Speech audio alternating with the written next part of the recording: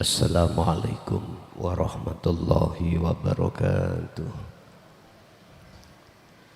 Ila hadratin Nabil Mustafa Rasulullah sallallahu alaihi wasallam wa ala alihi wa azwajihi wa dzurriyyatihi wa qurabatihi wa alihi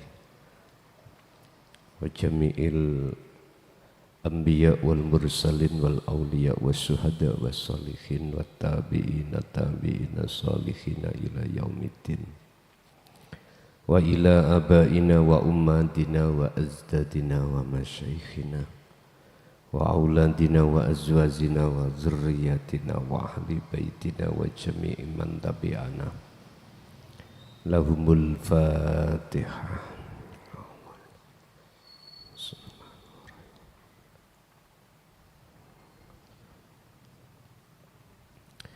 Bismillah, alhamdulillah, la khawla wa la quwwata illa billah. Asyhadu an la ilaha illallah wa asyhadu anna Muhammadan abduhu wa rasuluh. Allahumma salli wa sallim wa barik alaihi wa ala alihi wa ashabihi ajma'in, amma ba'd. Bagi seluruh hati manusia, mestinya selalu memperhatikan terhadap hidup yang ada pada dirinya masing-masing. Artinya memperhatikan adalah selalu mengikuti apa yang menjadi perintahnya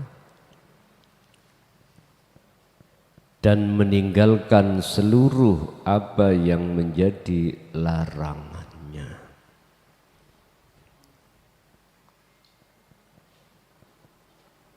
Saya ulang, seluruh manusia mestinya memperhatikan apa hidup yang ada pada dirinya masing-masing,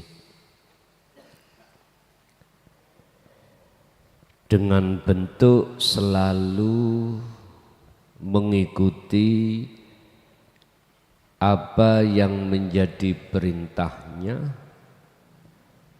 dan meninggalkan apa yang menjadi larangannya. Hidup itu sendiri akan melarang. Jikalau hatimu itu memperhatikan terhadap selainnya, hidup itu sendiri melarang terhadap hati seluruh umat manusia condong terhadap selainnya. Tapi kebanyakan fakta di lapangan, banyak hati manusia yang melanggar apa yang menjadi larangannya dengan bentuk hati memperhatikan, mengikuti apa yang menjadi perintah selainnya. Bapak Ibu,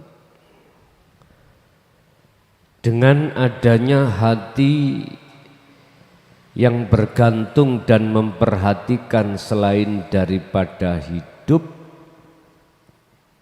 dalam kurung wa asaina, terhadap hidup, maka itu bentuk kita telah menyakiti Tuhan di dalam diri kita.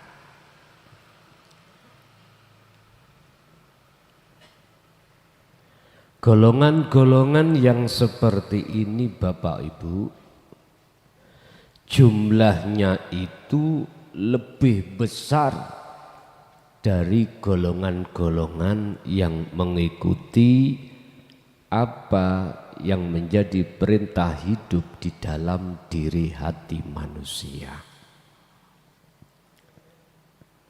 Perintahnya adalah sami'na wa atokna. Jikalau hati manusia itu sudah menyakiti Tuhannya di dalam diri yang kami sebut sebagai hidup, maka otomatis akan membantah dan menolak tentang masalah ilmu-ilmu yang berkenaan dengan hidup.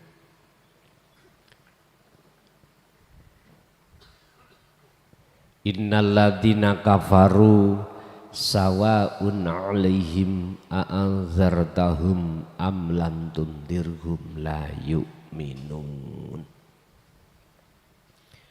Apa risalah tauhid yang Rasulullah sampaikan terhadap umat manusia, tetap saja mereka tidak pernah beriman.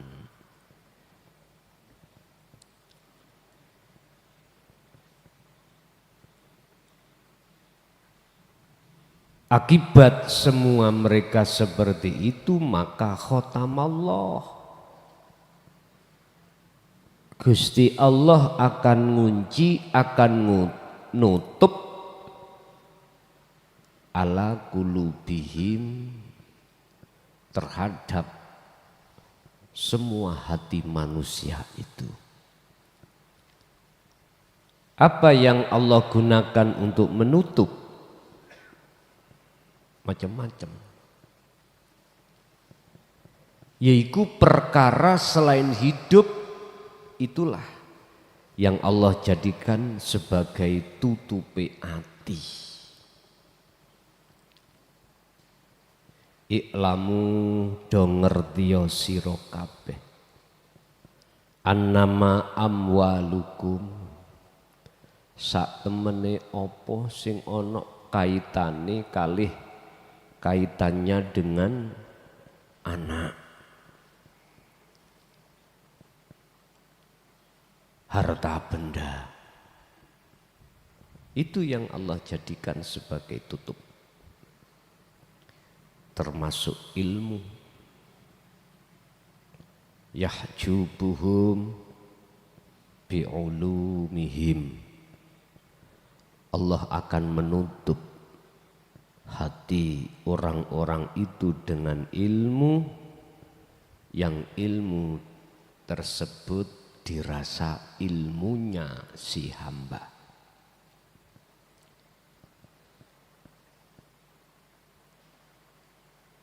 Ini bentuk penyakitan si hamba terhadap Tuhannya. Apa resiko jikalau seseorang berlaku zalim terhadap hidup pada dirinya? Kita buka di dalam surat Al-Ahzab ayat 57. Bismillahirrahmanirrahim. Innalladzina, sak temene wong akeh,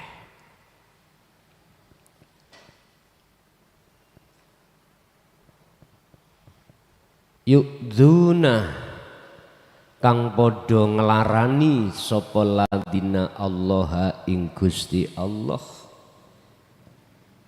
wa rasulahu, lan marang piro-piro utusane Allah, wa rasulahu, lan ing utusane Allah.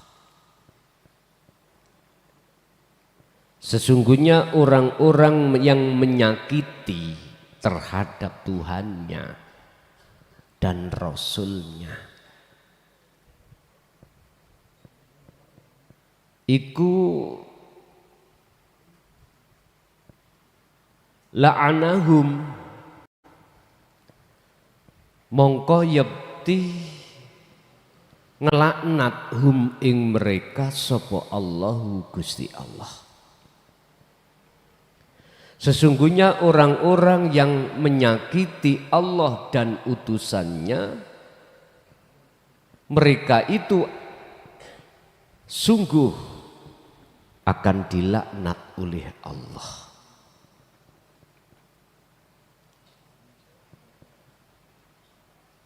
Bentuk menyakiti terhadap Allah itu gimana?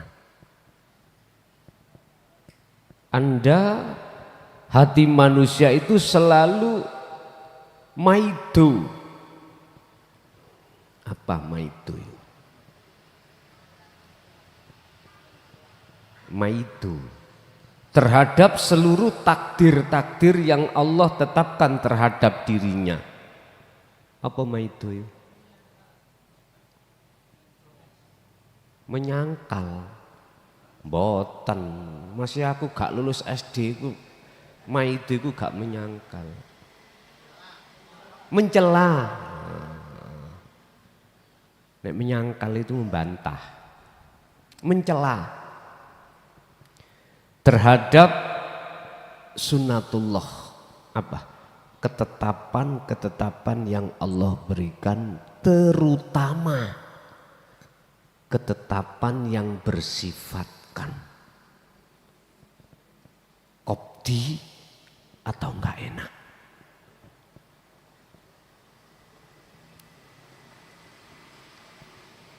Istri yang kita cintai diambil Allah, sakit mati. Suami yang kita cintai diambil Allah, mati. Kemarin di sini suaminya meninggal, istrinya berhubung cintanya besar, bingung sampai minta omben-omben. Senin, saiki hari apa? Hari Senin ya. Hari apa itu? 3 harinya apa 4 harinya? Istrinya nututi barusan ini tadi. Jam berapa? Jam 10. Kemarin suaminya jam 10. Hari ini tadi ikut mikir nyeleleng. Ikut pisan. RT 2 kalau nggak salah.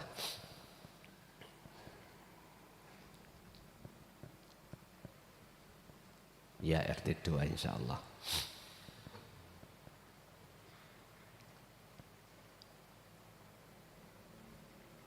Habis suami terus istri. Kaget. Kaget akhirnya ikut jantungnya. Jantungnya kumat, ikut sekalian, enak. Lah, setelah itu anak diambil Allah dengan cara entah minggat, gara-gara kok kamplengi, mikir, minggat. Harta benda yang kita mulai nol merintis sampai sukses, enggak terlalu lama diambil Allah.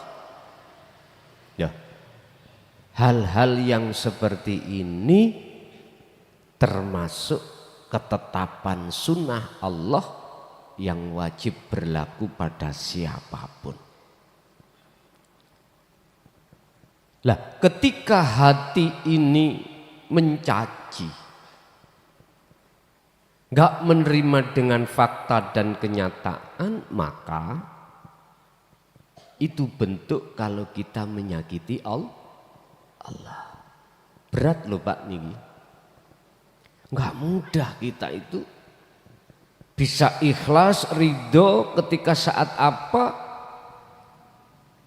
yang menjadi milik kita diambil Allah. Kalau ngomong sih gampang.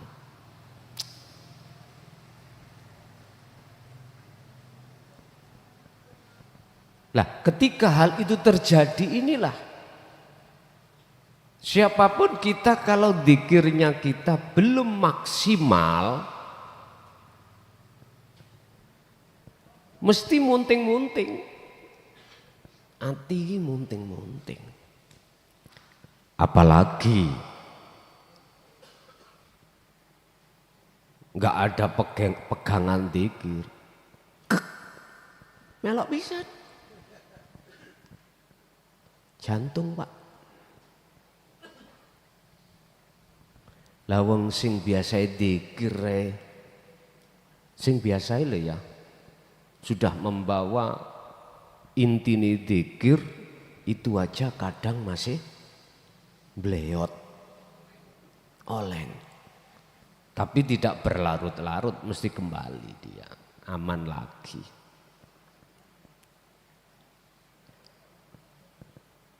Wa rasulahu, kita bentuk menyakiti utusannya Allah bagaimana? Pertama, kita tolak ajaran yang disampaikan risalah oleh para rasul. Atau kita dengar telinga kanan tapi keluar telinga kiri. Siapapun Pak kita itu kalau belum kenal urip ning awake ya, belum tahu hidup di dalam dirinya, mohon maaf, pasti kita akan menolak apa risalah yang telah disampaikan oleh para utusannya. Apa sih risalahnya? Itu macam dua. Ada yang bersifatkan syariah, ada yang bersifatkan hakikiyah. Kalau syariah itu mengikuti zamannya masing-masing. Sehingga antara syariat Nabi Isa dengan Nabi Muhammad beda. Begitu juga para rasul sebelumnya beda. Bahasanya juga beda. Begitu seterusnya. Tapi risalah yang bersifatkan hakikiyah semuanya enggak ada perubahan. Enggak ada. Enggak ada yang khilaf. Perbedaan pendapat tentang masalah tauhid enggak ada. Masalah keesaan Allah enggak ada. Karena murni risalah yang bersifatkan hakikiyah itu mulai zaman Rasul siapapun sampai detik ini sama.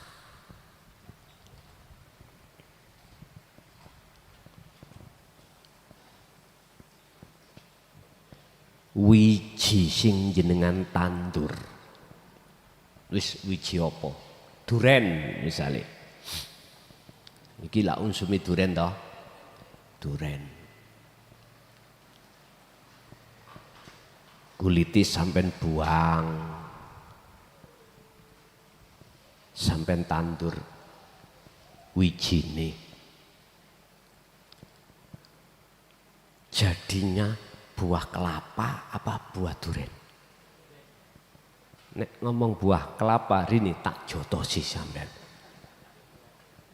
Iki hukum yang tidak bisa jenengan bantah. Kulitnya nanti sesuai.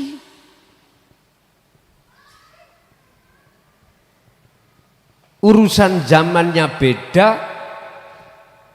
Urusan zamannya beda, tanahnya beda. Kulitnya ada yang tipis, ada yang sondok kandel, dome, durinya itu enggak sama, wajar, karena tanah yang dibuat menanam itu enggak sama. Kalau bijinya tidak akan pernah berubah. Sehingga kalau boleh saya katakan, Ruh itu kekal, Pak. Ruh ini loh kekal. Lah, kalau ruh kekal berarti ini gap dengan keterangan bahwasanya selain Allah itu nggak punya sifat bakok lah gitu dah. Saya mau ngomong kekal itu, ruh itu saya pandang dari sisi hakikat. Kalau saya pandang dari sisi syariat, ya makhluk, jadinya nggak kekal memang. Kalau saya pandang dari sisi hakikat, ruh tiada. Yang ada cuman hidup. Makanya bahasa syariat sampai kroso apa gak. Dulu kita diceritai guru-guru ngaji kita. So iku yo wong iku di nang rokok diajar. Dimpai godoh lembut cukul maneh. Lah ngoten nggih. Khalidina fiha abada. Selama-lamanya kekal. Loh, kalau kekal katanya yang punya kekal itu Allah. Roh kok gak mati.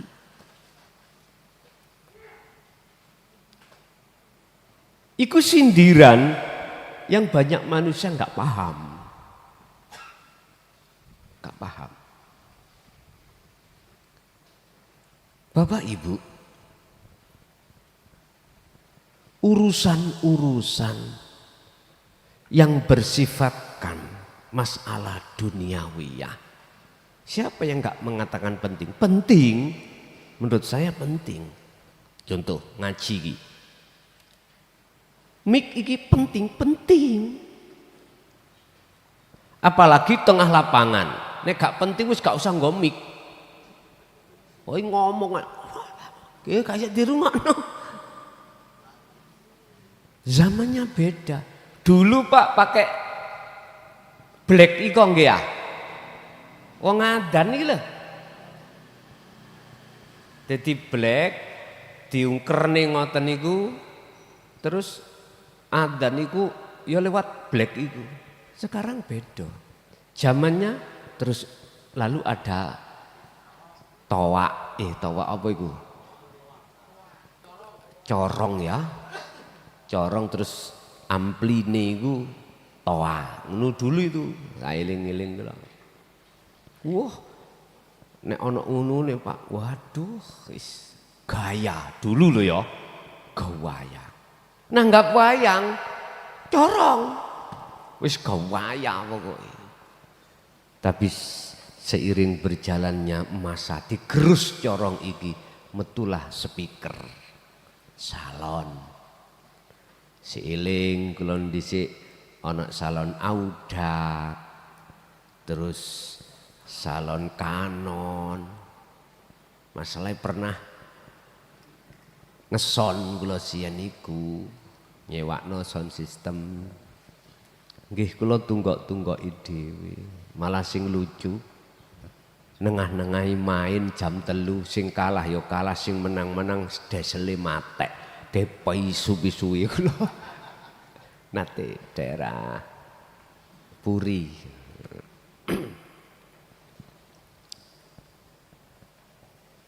Pengalaman Pak. Digerus sakniki speaker sing model koyok ngonten saiki ganti horek. Dulu Pak zaman saya itu diesel sound system terop kursi piring. Sewani pinten 180.000. Kula menangi iku 180.000. Tahun pinten niku. Salone gak kena dirungokno Pak, wis pokoke muni ngono tok. Ini zamane ngoten ya nih. Bon. Yang tidak ada perubahan risalah para rasul itu urusan tauhid. Ini yang tidak pernah berubah. Enggak akan pernah berubah. Jadi maksud kita menyakiti Rasul itu bentuk kita tidak mau menerima apa risalah yang bersifatkan dinu tauhid. Titik. Udah. Gusti Allah bakal ngelaknati, hidup dalam dirimu itu akan melaknati pada manusia itu fid dunya, ing dalam dunya, wal akhirati lan luweh-luweh ning akhirat. Artine ning dunya jenengan kali kula ini, kita itu hati tidak ada, kenyamanan, kedamaian gak ada, selalu gelisah, selalu khawatir. Anak besok wayai bayar, sekarang belum ada, khawatir.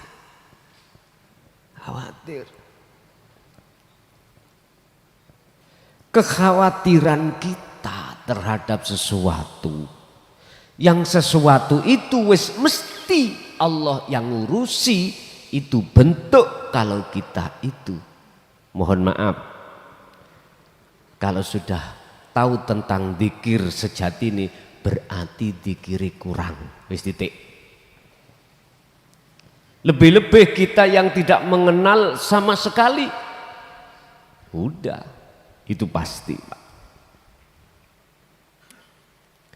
Besok anak bayar, sekarang belum ada uang, malah disurati oleh gurune sekolah, besok terakhir. Pak nyun sewu,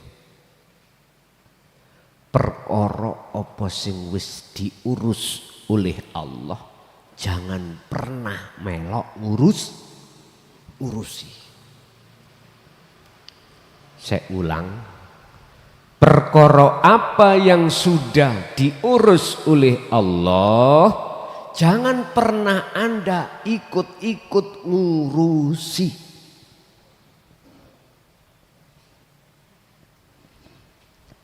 Ini kalau kita tenggelamkan, Pak, semuanya urusan. Awak dhewe nekat melok ngurusi, kok aku gak selesai. Wah iya.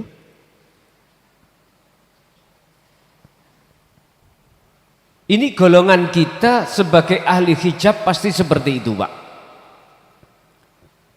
Tidak akan pernah merasa kalau semua itu yang nandangi, yang menyelesaikan segala hal urusan apapun itu wujud Allah dalam diri semua makhluk. Enggak pernah. Justru malah dalam hati kita merasa kita makhluk yang bisa menyelesaikan.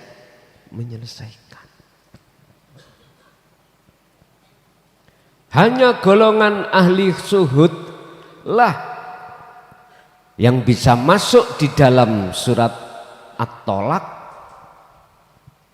ayat 3. Wa may yatawakkal 'alallah fahuwa hasbuhu.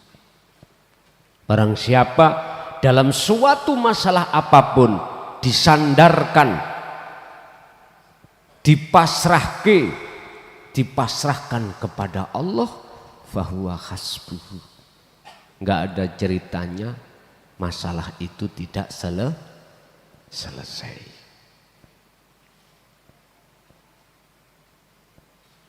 Bapak Ibu,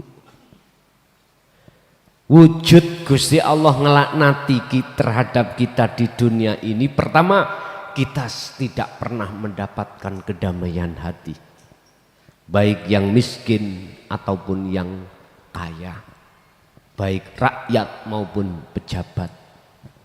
Itu bentuk Allah ngelaknati. Kedua, semakin dijauhkan hati kita terhadap Allah. Akhirnya ketika saat Allah mendatangkan obat dalam hati manusia berupa dinu tauhid, Allah ngersakno nutup atine, akhirnya dheweke tidak mau menerima. Ini dunia, Pak. Belum lagi setelah kematian. Kemarin saya singgung qad khasira yeti, teman-teman, rugi atau sengsara sapa alladzina piro-piro wong akeh kadzabu kang padha ndustaake sapa ladina biliko ilahi, tentang masalah bertemu Allah, alias tidak mau. Kapan sadari? Hatta ya'tiya, ketika saat datangnya as-sa'ah, satu masa, bagdatan, masa yang mengagetkan. Itu tadi dia berkata, sungguh rugi saya, kasep. Kesadaran yang seperti ini dikala masa sudah datang satu kematian, maka ini disebut kesadaran yang muspro, alias tidak berguna, percuma. Disitulah nanti dia akan menerima akibat laknat Allah fil akhirah.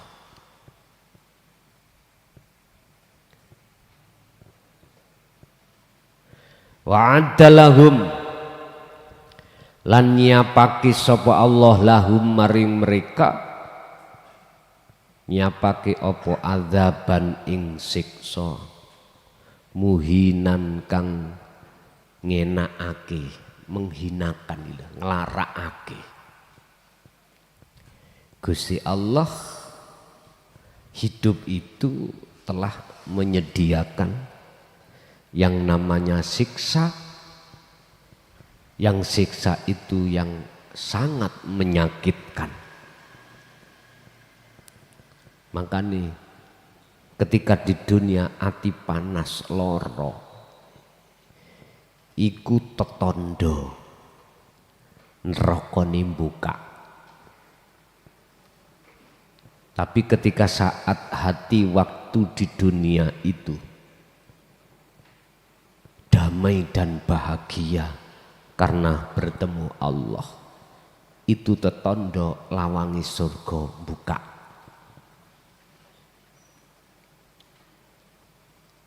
Tinggal pertanyaannya, kau pilih mana di antara dua hal? Buka surgamu ataukah buka nerakamu?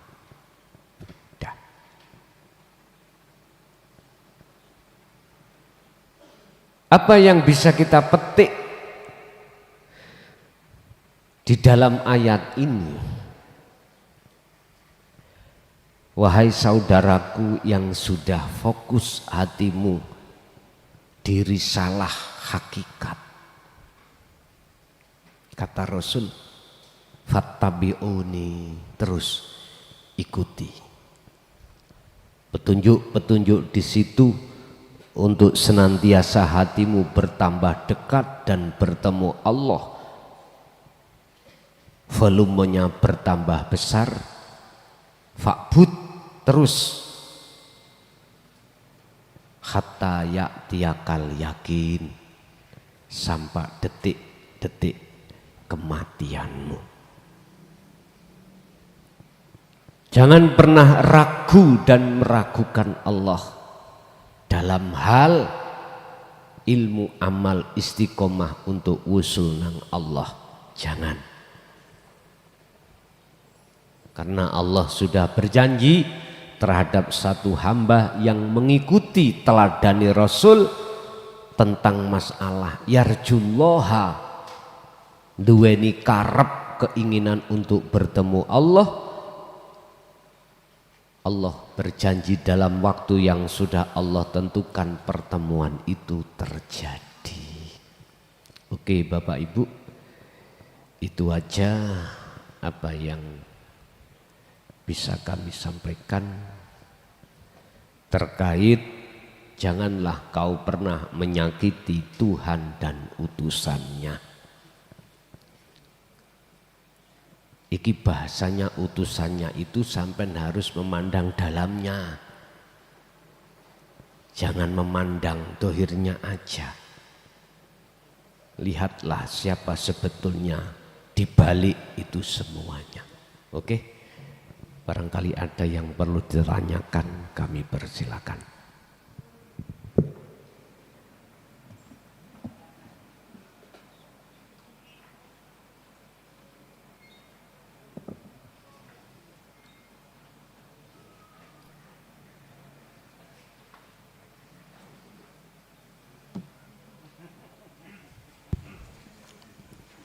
Assalamualaikum warahmatullahi. Terima kasih atas kesempatannya. Ini hanya beberapa catatan yang saya kumpulkan.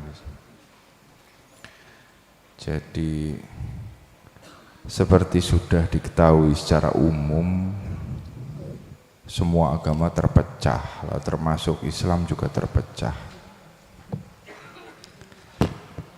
Lalu dulu saya pernah mempunyai seorang guru.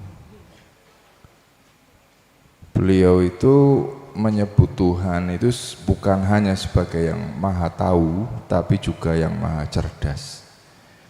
Sebagai sang pencipta seluruh kecerdasan, sang pencipta seluruh pengetahuan. Makanya beliau juga memberikan arahan agar mencari guru itu jangan dibatasi. Jangan membatasi guru hanya A, B, C dan seterusnya. Karena kalau membatasi guru sama dengan membatasi Tuhan. Dan saya juga pernah mengikuti macam-macam aliran, ada DITII, NII, yang mungkin yang lainnya juga pernah mengalami. Saya juga di DITII atau Negara Islam Indonesia itu saya ikuti juga lama. Lalu macam-macam lah, ada jamaah tablik, jamaah jenggot juga sih. Pokoknya macam-macam saya ikuti. Lalu hanya di sini saya menemui apa yang diarahkan oleh guru saya, bahwa mencari mursyid itu jangan dibatasi gitu. Karena kalau mursyid itu tidak dibatasi, maka akan memungkinkan munculnya mursyid-mursyid yang lainnya. Kalau guru itu tidak dibatasi, maka akan memungkinkan munculnya guru-guru yang selanjutnya. Ngapunten Gus, ini hanya sekedar beberapa catatan yang saya kumpulkan. Jadi bukan bermaksud untuk bertanya begitu, tapi hanya sekedar catatan dan rasa terima kasih saya karena menemukan saya baru. Demikian. Assalamualaikum. Pendidikan yang tidak pernah membatasi guru itu di hakikat. Karena di hakikat itu guru tidak merasa jadi guru. Bahkan membebaskan seluruh talamid untuk sebanyak-banyaknya mencari guru. Tapi kalau kita geser ke bawah sedikit, bahasanya tidak ada matahari kembar. Paham ya maksudnya? Karena gak ingin kehilanganmu. Ngoten lho maksudnya. Bahkan jikalau jenengan iki cari guru yang lain lagi, jenengan dituduh selingkuh. Yang paling mengagetkan, jenengan akan dikhitopi atau dicap murtad. Semua itu alasan semata-mata kalau kami buka, takut kehilangan pengikut. Intinya ada di situ. Maka belajarlah yang lebih ke dalam lagi biar nggak dangkal. Biarlah talamid itu mencari referensi atau mukobalah perbandingan-perbandingan.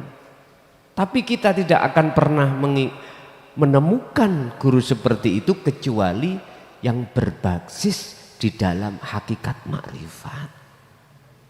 Makanya guru-guru tasawuf itu kalau berbicara bagaimana pandangan ilmu kejawen mesti jempol, cocok. Memang Pak, betul. Kita akan tetap dangkal bila mana tidak mau masuk di bahrut tauhid. Jenengan akan terbatas berenang kalau di sungai. Coba berenanglah yang luas samudra tengah lautan. Laksana seperti itu. Jadi kami pun mengharapkan terhadap diri panjenengan untuk sumber tentang tauhid jangan hanya dari Jaya Baru sana, miber sana. Apa ini jenenge? Sayapmu harus bisa kemana-mana.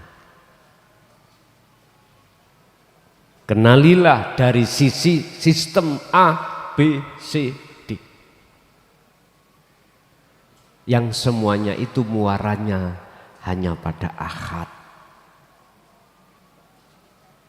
Boleh berbeda tentang sistem, tapi itu tidak akan pernah berbeda tatkala sudah sampai pada makosid atau tujuan. Silahkan Anda ke sini memakai sepeda, memakai mobil, jalan kaki, sama. Kesamaan itu tidak akan kita bahas tatkala kita sudah sampai di majelis ini. Begitulah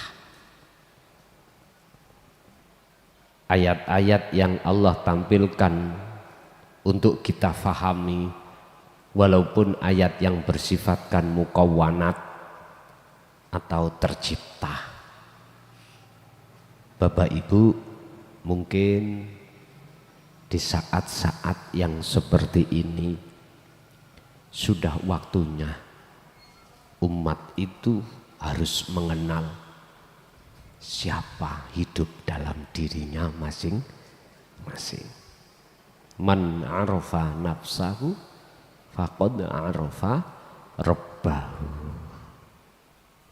Siapa yang kenal pada hidup dalam dirinya, bukan kenal secara jasmani, nama, isimnya, bukan. Tapi kenal dari sisi ruhaniah hidup.